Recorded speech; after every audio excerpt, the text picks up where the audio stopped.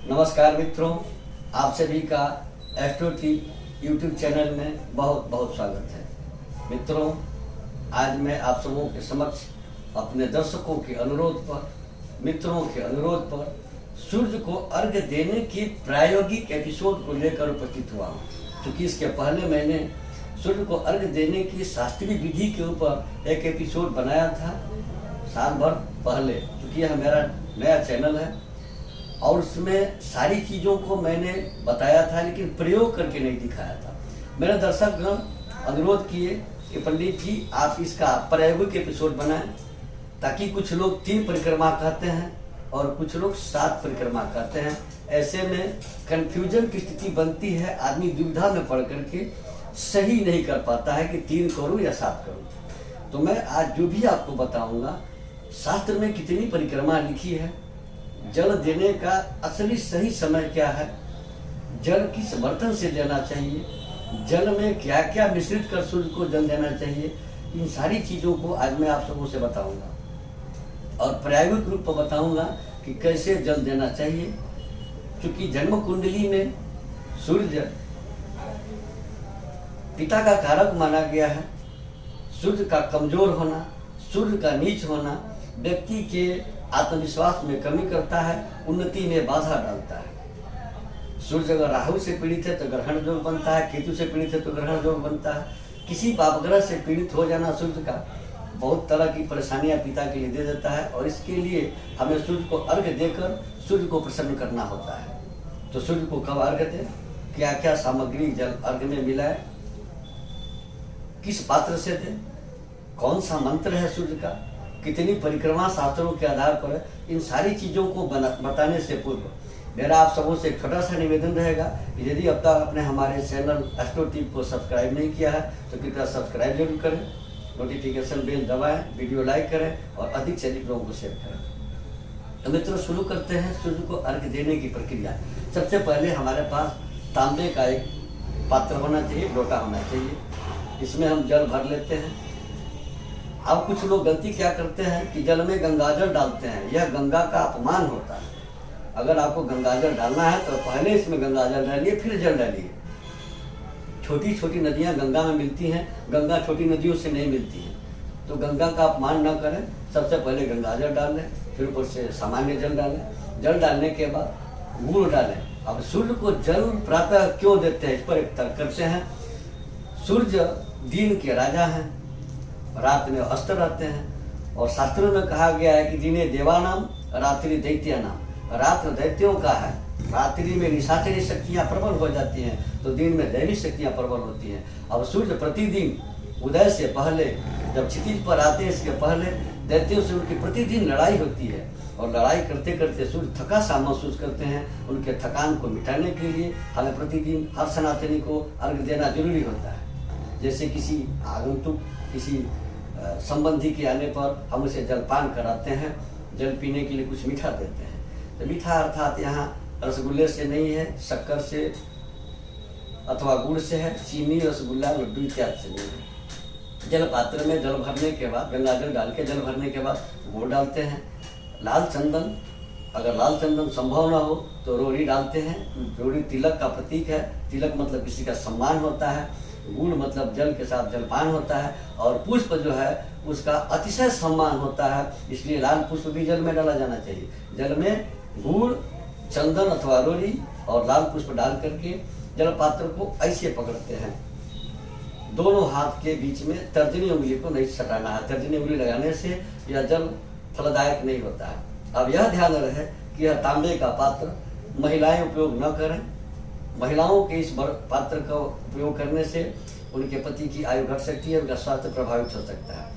अब जल देने के लिए बहुत सारे लोग ऐसे जल देते हैं, इस लेवल पर ऐसे करके देते हैं, यह प्रक्रिया नहीं है।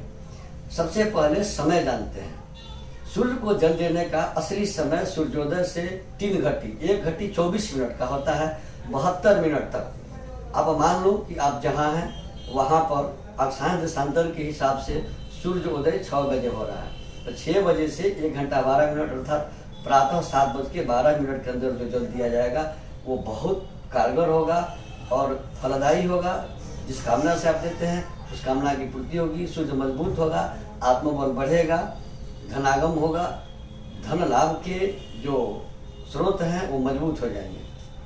तो जल पात्र में गंगा जल, गुड़, रोड़ी अथवा चंदन लाल पुष्प डालने के बाद से जल को अपने माथे के ऊपर ऐसे उठाते हैं, ऐसा नहीं, सीधा नहीं, थोड़ा सा आगे बढ़ा करके, ताकि जल हम गिराएं तो शरीर पर न गिरे।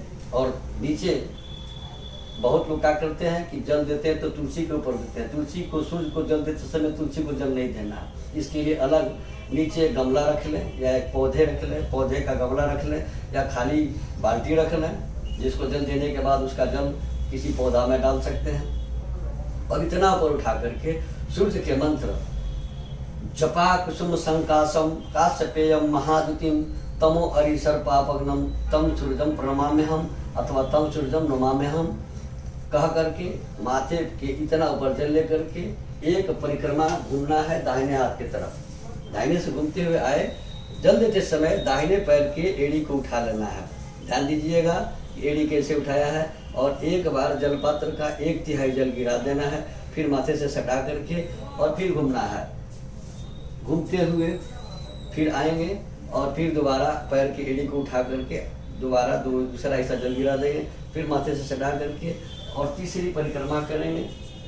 तीसरी परिक्रमा में शेष जल को हम गिरा देंगे। गिराने के बाद से जल पात्र को बहुत लोग उलट कर रखते हैं, ऐसा नहीं रखना है, इसको सीधे ऐसे रखना है।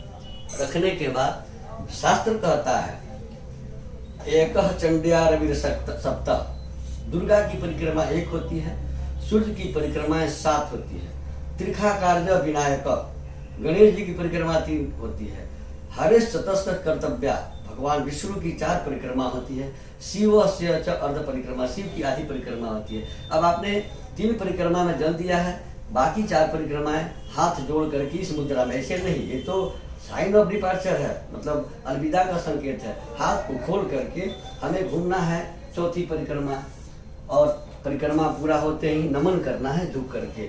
फिर 5वीं परिक्रमा करनी है आपको, और 5वीं में भी नमन करना है। इसके बाद आपकी जो है 6ठी परिक्रमा होती है, फिर इसमें नमन किए। अंत में 7वीं परिक्रमा करने के बाद सूर्य से क्षमा याचना करें कि मैंने अपने जानकारी के अनुसार आपको जल अर्पित किया, इसमें जो त्रुटि हो उसे क्षमा कर हमें अनुग्रहित करने की कृपा करें। अपना भक्त समझकर हमारी गलतियों को, हमारे अपराधों को क्षमा करें। मैं इतना ही जानता हूँ। यह कहने के बाद ये हाथ की 3 उंगलियां, अंगुष्ठ और कनिष्ठा को हटाने के बाद ये 3 उंगलियां लोटे में ऐसे डुबा लें।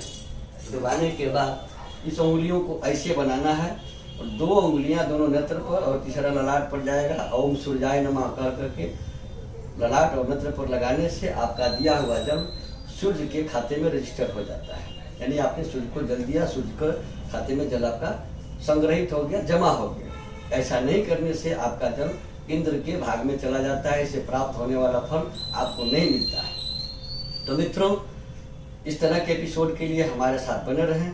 हमारे यहाँ जन्म कुंडली बनाई जाती है, कुंडली का वार्षिक फलादेश किया जाता है, वास्तु विजिट किया जाता है। वाराणसी के सूर्य विद्वानों के द्वारा बड़े से बड़े यज्ञ और अनुष्ठान करवाए जाते हैं। हमारे यहाँ सभी प्रकार के प्रमाणिक रत्न और सभी प्रकार के प्राण प्रतिष्ठित रुद्राक्ष उचित मूल्यों पर उपलब्ध है। जिनकी सज्जन को इसकी आवश्यकता हो, कृपया स्क्रॉल पर दिए गए नंबर से संपर्क कर अपॉइंटमेंट लेकर हमसे वास्तु विजिट करा सकते हैं, जन्म कुंडली बनवा सकते हैं, कुंडली का वार्षिक फलादेश ले सकते हैं, कुंडली दिखा सकते हैं, वाराणसी के विद्वानों के द्वारा अनुष्ठान यज्ञ आदि भी करवा सकते हैं, उचित मूल्यों पर रत्न रुद्राक्ष आदि प्राप्त कर सकते हैं। धन्यवाद।